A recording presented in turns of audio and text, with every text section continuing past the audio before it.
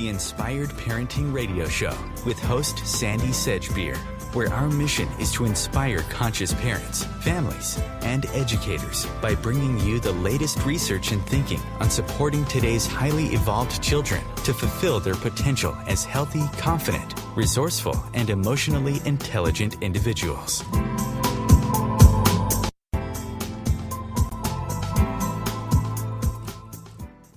Parenting Radio Show, and if you've been hanging on for the last 15 minutes, then apologies. Something went wrong somewhere in the technology and we weren't able to start the show at its normal time. But better late than never. So, on with the show. So, let me ask you this. You've committed to raising your family in a healthy, holistic manner. You've gone out of your way to source the best and healthiest organic foods you can find. You're conscious about what you expose your children to outside your home, and you do your very best to limit the time they spend watching TV or on computers. But if you think you've covered all the bases, you might need to think again. For according to experts, many homes are becoming increasingly toxic with a chemical overload of contaminants, pollutants, fumes, mold, and electromagnetic frequencies that are silently undermining all their owners' efforts to create a safe and healthy environment for their family. With us today to explain where we might be going wrong and provide some simple, sensible ways to safeguard our own and our children's well-being is Mary Cordaro. An environmental consultant and biobiologist, Mary Cordaro utilises her 2+ decades of experience and her academic and professional background in adult learning and instructional design to lecture, teach and consult one-on-one with homeowners, parents-to-be, architects, builders and commercial building owners, as well as environmentally and chemically sensitive individuals on all the healthiest building and remodeling materials and products that will truly turn toxic homes and buildings into safe, healthy havens. Mary Cordaro, welcome. I'm sorry we're so late getting the show started, but I'm glad to have you here. I'm thrilled to talk with you today. Thank you so much. Mary, I was shocked to read that the average modern home contains an alarming mix of fumes from paints and dozens of other chemical products, carpeting, vinyl, pressed wood, mold, mildew, along with contaminants such as dust and other microscopic particles. It would seem that far from making us healthier, modern living is actually making us sicker. So how did it get like this? That's a great question. You know, there's kind of a history that leads all up to this point, but I think it probably started right after World War II, when a kind of assembly line way of building became necessary. The men came home from war, and there needed to be a lot of houses built really fast. So they, instead of one at a time kind of thing, they figured out how to really slap them up fast in the U.S. And that has just progressed to become more and more quick and cheap, actually. Even it doesn't seem like it's cheap, but compared to other countries, particularly in Europe, our way of building is much cheaper. Wow. Well, I tell you, in England, it's getting exactly the same. I'm appalled at some of the, the houses that are going up and the construction and how flimsy it all is. But now, you're an environmental consultant and a biobiologist. Before you tell us what a biobiologist is, tell us what first inspired your passion for creating healthy home environments. Well, like so many people in my field, I was environmentally sensitive myself many years ago. I'm no longer sensitive to those same contaminants, but at the time I was, and I was determined to figure out what to do about it. So I joined and became certified in this field called biology. It's BAU, and then biology with an IE. All my teachers were German. A German brought the school over to the U.S. It's not anymore run by the same institute or affiliated with the same institute in Germany as closely now. But at the time, it was quite quite remarkable and cutting edge, and still is. I'm still working with the Germans on all the cutting edge information. So that's how I got into it, and I worked for many years for chemically sensitive people primarily. But then as green became more popular, the internet, of course, children's health has changed so much. The statistics are pretty appalling. More and more young parents started to contact me, and so I'm really pleased to now have a wider audience, both for consulting and teaching, that includes younger people either planning to have kids who are pregnant or who have small children, which is, of course, the most important audience. Well, the question has to be raised, why are governments allowing toxic chemicals to be used in homes? Well, it's the same story for just about any of our, problematic toxic areas, whether it's, agriculture, pharmaceuticals. It's the same for the building industry and the industries that make all the interior materials, furnishings, and so forth. In the U.S. particularly has a very, very strong chemical lobby, and which of course affects the building industry, interior furnishings industries, and as a result, even green, LEED certified homes, which are the kind of the gold standard for green and energy conservation and so forth. Even those certification programs are quite pressured by industry lobbyists to continue to include toxic ingredients in these products and materials. So it really is because, our country is really run that way. It's corporate run basically, and so they have an enormous influence on what goes into our homes. So the average homeowner really needs to do a lot of research, which is tough. It puts them in a tough position. It's hard to know what's healthy and what isn't. You can't always count on green being healthy. So that's where I come in, and I'm hoping to get the word out more and more to people and help younger people make some better decisions about things. Interesting, isn't it? The drugs industry and, this particular industry we're referring to both have, millions, billions spent on the lobbyists, and they make the decisions about our health. Very, very wrong. But anyway, that's another story. You say that one of the most important rooms in the house are the bedrooms that we and our children sleep in. Why are those rooms specifically so important? The bedroom, the nursery, the family room, the family bedroom, all of these are the most important room in the house to start improving, because during sleep, that is, in the whole 24-hour period, that is our most what's called sensitive regenerative time. That means that in order to really detox, for all the systems to work properly at night as they're supposed to, hormonal system, endocrine system, immune system, all of these things have very important functions specifically during sleeping hours.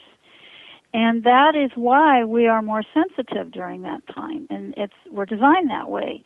So if there are pollutants interfering with that process, such as electromagnetic fields, mold, chemicals, moisture, whatever it is, just poor into our air quality or electromagnetic fields, it interferes with the body's ability to do what it's supposed to do during sleep when it's supposed to be regenerating.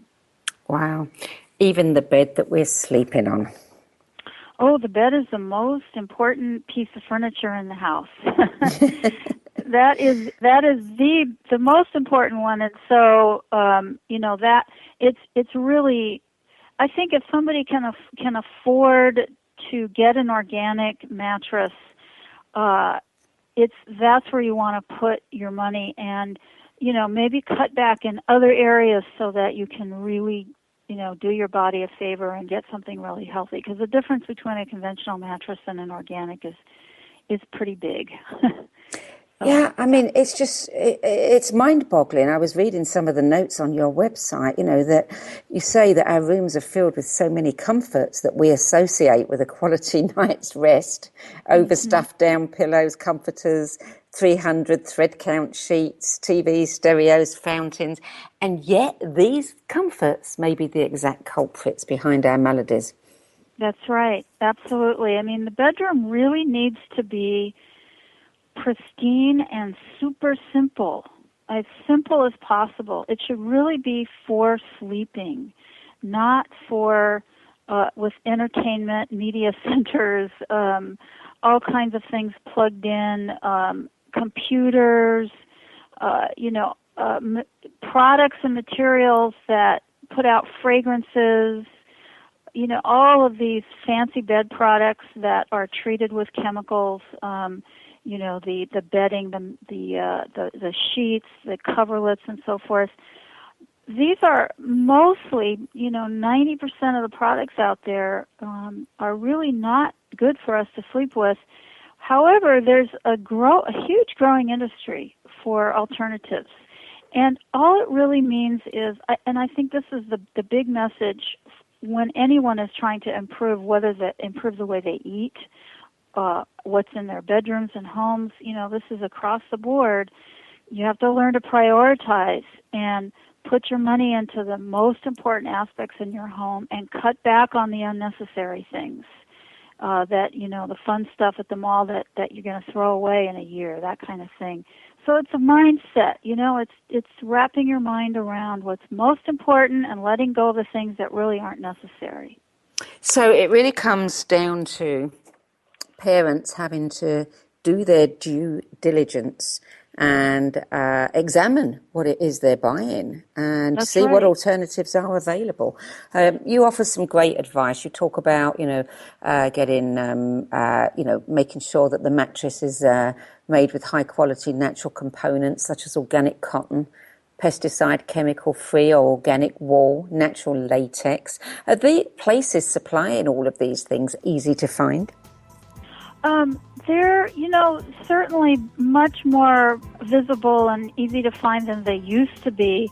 I have my favorites, of course, and I'm happy to email those to anybody who is listening to the show. Okay, well, let's come back to that after the break.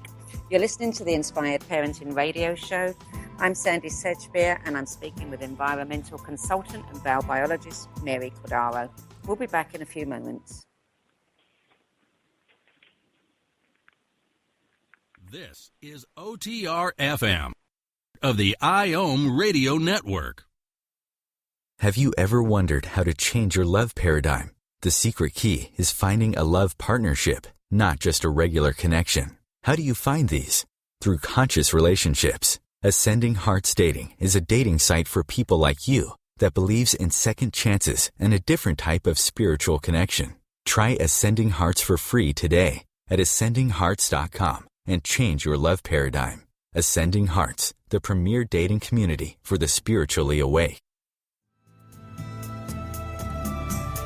Hello, I'm Sandy Sedgbeer, host of the Inspired Parenting Radio Show, where every week we bring you empowering information from the diverse fields of conscious parenting, education, neuroscience, consciousness, health, and metaphysics to support you in nurturing the best in your children. So if you're interested in understanding what shapes your children's minds, spirits and hearts, join me every Thursday at 4 p.m. Pacific Time, 7 p.m. Eastern Time, and prepare to be inspired. Being a radio host on IOM FM allows you to build your show on a rich platform with the power of the internet to fulfill your outreach goals and connect with a very specialized and global online audience, unlimited by time and distance. OMTimes Radio will provide you with web relevance, a recognizable conscious brand, and with the standard of excellence that has accompanied every single OMTimes endeavor. Host your show with OMTimes Radio Network. Do you want to be a better communicator? Do you want to better connect with the important people in your life? Do you want to enrich your relationships? If so, join me, Matthew Cooper, on the Positive Control System Show every Wednesday evening at 11 o'clock p.m. Eastern Standard Time on OMTimes Radio. I'll meet you there. You're listening to OTR FM, part of the IOM Radio Network.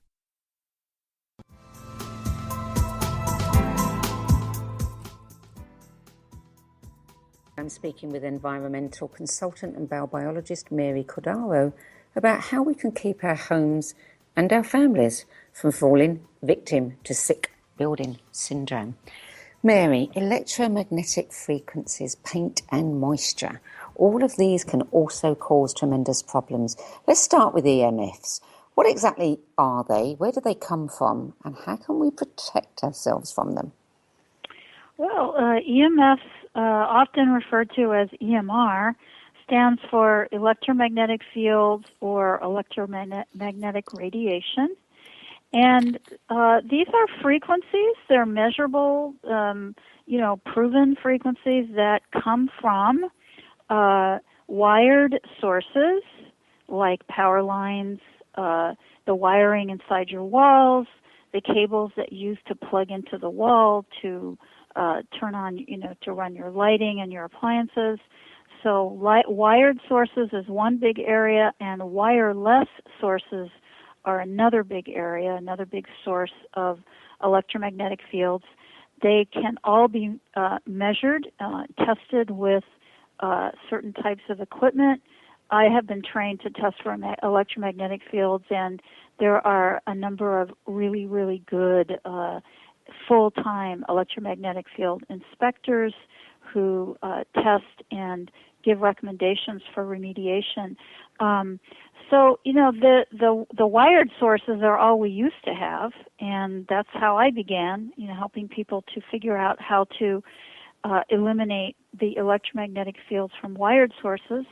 And now we have this whole other even bigger source of very dangerous, actually, levels of electromagnetic fields. Electromagnetic fields, basically what happens is they, a simple way to put it is that they interfere with our own body's electromagnetic physiology. We have basically a communication system in our bodies that where the brain and the body communicate with each other, cells communicate with each other, very, very subtle electromagnetic frequencies in our bodies. And all of these man-made frequencies can interfere with our bodies operating properly, but they can also, they've also been implicated with serious illness.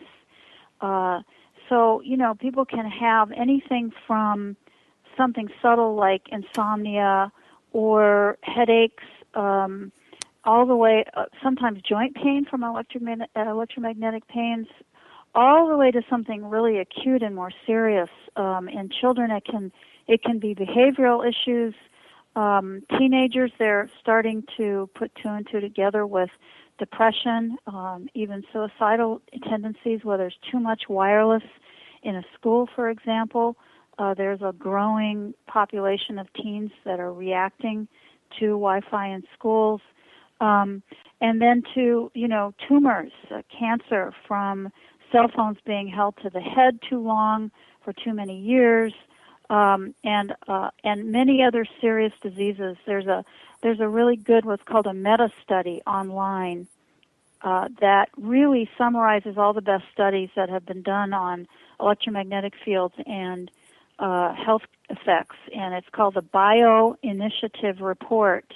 If anybody wants to go and take a look at that, there are thousands of studies to prove that there is reason for concern and lots of reason for doing bigger full-scale studies. There have been no studies that prove beyond a shadow of a doubt that electromagnetic fields coming from cell phones, tablets, Wi-Fi, and some of these other sources are safe. We have no evidence that proves that they are safe. So what can we do about them? Well, if we start in the bedroom and we want to, really think about all of the different sources.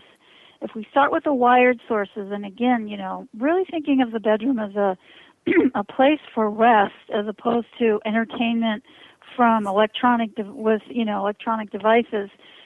What you want to do is keep as much unplugged in the bedroom as possible. Really, in fact, even if you can put your nightstand lamps on a switch on the wall, so that when you switch the switch on the wall, you turn the light off, as opposed to the switch on the light. That would be going even a step further. In addition, you want to remove as much as possible any kind of media or computer device, any device at all that's electronic. If that's not possible, then it definitely should be unplugged. But keep in mind that a computer or television watched in a bedroom, even after it's unplugged, it does offload a type of static, which is a type of EMF for up to 8 hours into the room, even after it's unplugged. It's called electrostatic. So removing it is much, much better. Cell phones are the biggest problem, and tablets, like iPads, for example. Both of them, when they're in standby mode, so you don't even have to be talking on it, just in standby mode, will emit a type of radiation called non-ionizing radiation 10 to 15 feet out from the device at levels that are high enough to create damage, to be unhealthy for sleep. So the cell phones should definitely be either put in airplane mode or turned off, or if you don't have a landline, which is something everyone should have, is a landline. If you don't, then they should be at least 15 feet away from everyone in the house while they're sleeping. Put the ringer on really loud so you know when you're getting a phone call, but keep it as far away from the bedroom as possible. Wow. What about these devices? Like, I'm looking at the packaging of a product called RTL, which is a little device that you put on the back of your phone. And I'm familiar with new Tesla's products that are supposed to help with the EMR. What's your view of these kinds of devices? Well, there's a couple different categories of these devices. One is more energetic, meaning they don't do anything measurable at all. Measurable meaning with professional testing, high-frequency testing equipment. And those are, supposedly some of them may help your body to, take the frequencies a little bit better, be less affected, but there is no scientific proof of any of those. Then there are other products on the market that are literal shields. They have been tested in reputable labs to prove that they cut down on radiation. However, none of those really are more than a Band-Aid. They may cut down on the radiation to the head, for example, or on your lap. But remember that the frequencies don't just come out of one place on the device, the back or the front or the side or whatever, which is where the shield would be. They radiate out.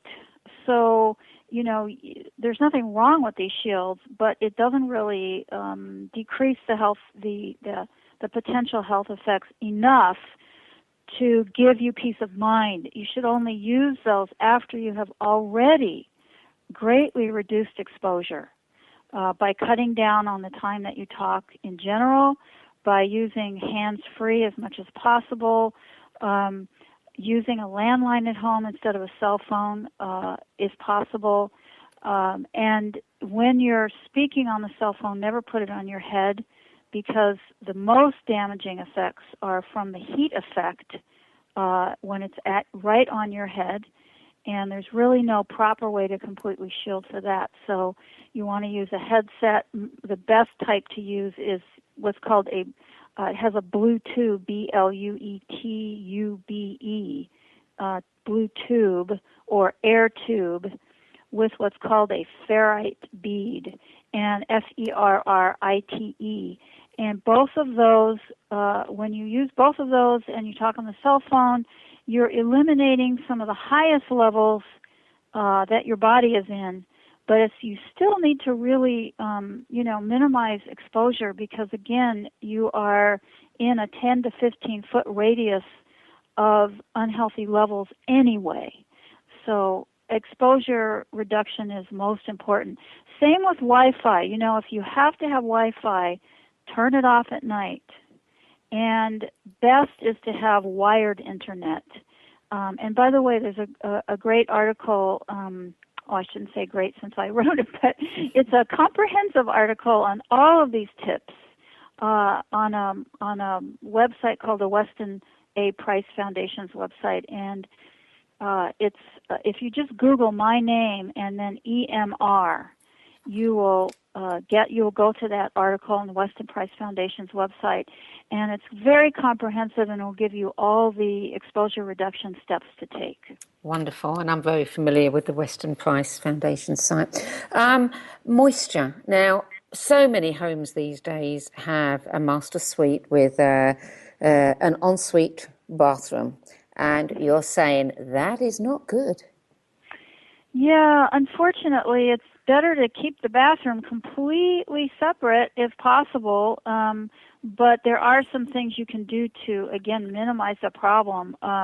One of those things is, and this is whether or not your master bathroom is right off of your bedroom or not. You should always do this regardless. That's to run a good exhaust fan. Many bathrooms don't come with exhaust fans, just a window that opens. And some poor people have not even a window or a fan, which is absolute recipe for mold. So for anybody who can afford to do it, they're not in an apartment, they're in their own home, you need a really good exhaust fan. That should be turned on during a bath or shower and left on for half an hour at least after you're finished. And this is if you have an open window or not. A window is not enough because of the materials we used to build with. It's not like the old days when we used these plasters and materials that were more mold resistant. Now we use drywall and paints and all of these things which are not good in moisture, and they will mold very easily. So to reduce mold, use that exhaust fan. Okay. You're listening to the Inspired Parenting Radio Show. I'm Sandy Sedgbeer, and I'm speaking with environmental consultant and bowel biologist Mary Cordaro about how we can maintain a safe, healthy, holistic environment in our homes. We'll be back in a few moments. Don't go away.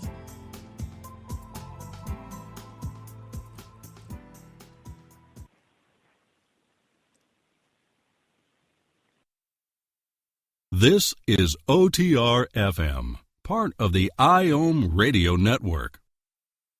As difficult as it is to believe, there are places in Africa where human traffickers sell albino children and their body parts for use in magic rituals. Humanity Healing International is actively working in Uganda to change this paradigm. The Albino Rescue Project finds albino children who are at risk and places them in safe schools and environments where they can learn and grow free from fear. To learn more or to sponsor a child, visit humanityhealing.org. Humanity Healing is where your heart is. Circle of Hearts Radio is a sanctuary on the airwaves. Join me, Grandmother Elia, in the circle on Sunday, 2 p.m. Eastern as I share information to both enlighten and nourish your soul.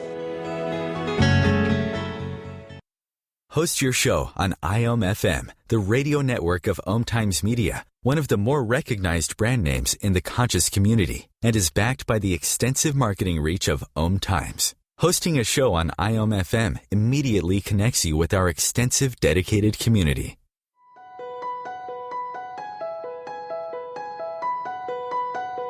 Hello, I'm Miriam Knight of New Consciousness Review, inviting you to my new show where I interview the rising stars of the conscious awakening.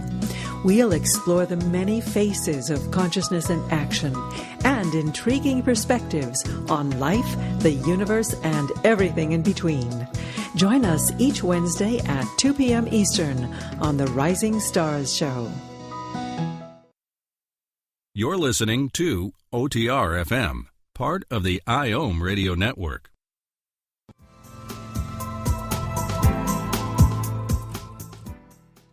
I'm Sandy Sedgbeer, and you're listening to the Inspired Parenting Show. My guest is environmental consultant and bowel biologist Mary Cordaro, and we're talking about how to transform your home into a safe, healthy, holistic environment. Mary, of course, everybody hearing this is going to, be wanting to transform everything straight away, and that's very expensive. Mm-hmm. But there are ways to do it on a budget, and you've got a great list. So why don't you run through that list with us? What are some of the things that we can do that are not going to be too, out of pocket for us to begin with? Absolutely, yes. There are a few things to do that are the kind of the low-hanging fruit where you want to start, and I always have my clients begin here. The first thing is to switch out your cleaning products from the conventional brands that you're getting in grocery stores and other types of big box stores to the natural or homemade cleaning products. That's a huge first step. Because cleaning products are a regular source of highly toxic chemicals. Just doing that will take the load down quite a bit. And there's a lot of great, DIY, make your own, do it yourself cleaning product recipes online using baking soda and vinegar, for example. So absolutely, and start right away with that. Number 2 is to remove all fragrances from the home, such as those plug-in sanitizers and fragrance emitters, candles with fragrances, anything that has a synthetic fragrance as opposed to natural, organic, essential oils. You want to remove those. They emit very, very toxic chemicals, including hormone-mimicking chemicals. There's hundreds of chemicals that are not even regulated from the fragrance industry or disclosed. So that's a huge step you can take. And then the third thing would be personal products. Our skin is our largest organ. Whatever you put on your skin goes in your body. So if you can't eat it, you shouldn't be putting it on your skin, basically.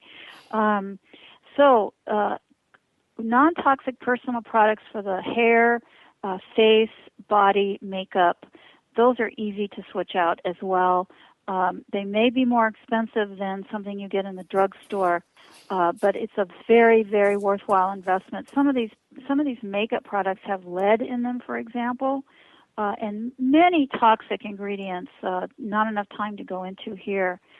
So the next thing that I always have people do is pretty quickly, because this is a big source of again estrogen mimickers, is plastic. Anything that you're eating out of and drinking out of, and this goes all the way from food storage to sippy cups. You definitely want to trade those out, all plastic items, even if they say BPA free. And trade those out for glass or stainless steel. And there are a number of wonderful companies making great products, even sippy cups made out of glass that don't break because they have a silicone sleeve on them. And even if they did get dropped from a high place onto concrete, the glass stays inside the silicone sleeve. So those are all great places to start, before you work on the big stuff, meaning like your heating and air conditioning or getting a mold inspector in there. There's a lot of big steps you can take, but those are the places to start. Oh, and of course, unplugging everything as much as possible that you can in the bedroom, keeping it safe. Obviously, you don't want to trip in the dark, but unplugging as much as you can in the bedroom. Yeah, one of the things that I use a lot are essential oils.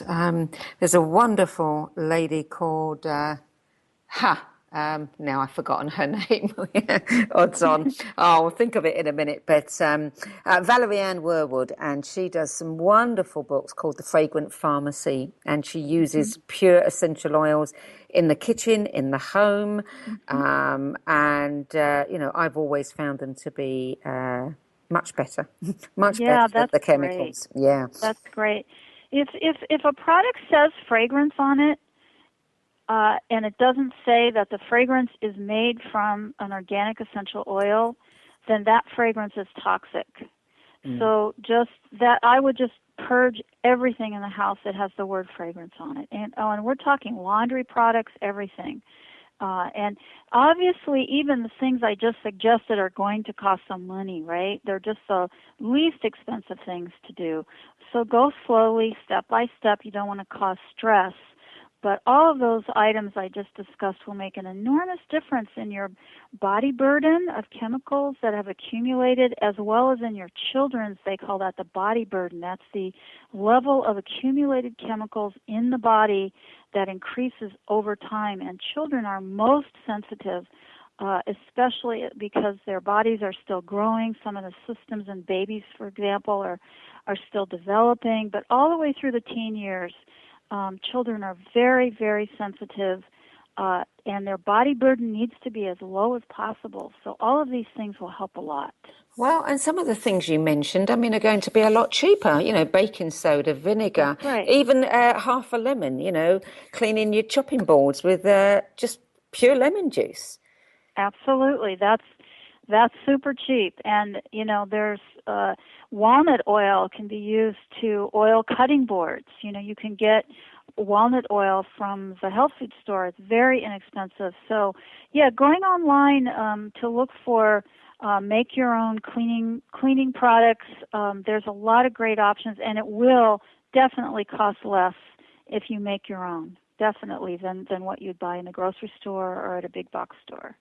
Now, of course, one of the things you say is so simple. Take your shoes off before you come in the house. Yes, that's also absolutely, it doesn't cost a penny. And boy, does that go a long way. There was a study that came out many years ago in one of the scientific magazines that showed that wall-to-wall carpet that has been down for, let's say, 5 to 10 years had 400%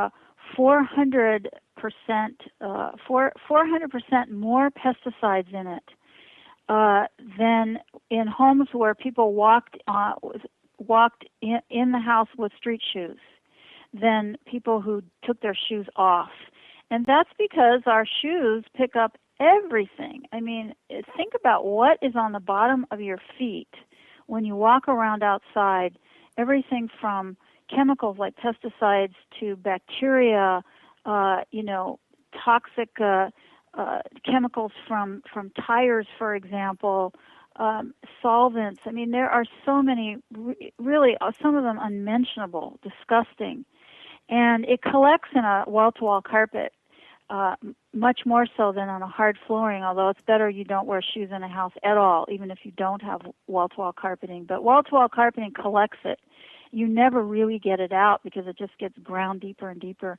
And then think about the children and pets that are down there on the floor, getting it on their bodies and into their mouths and so forth.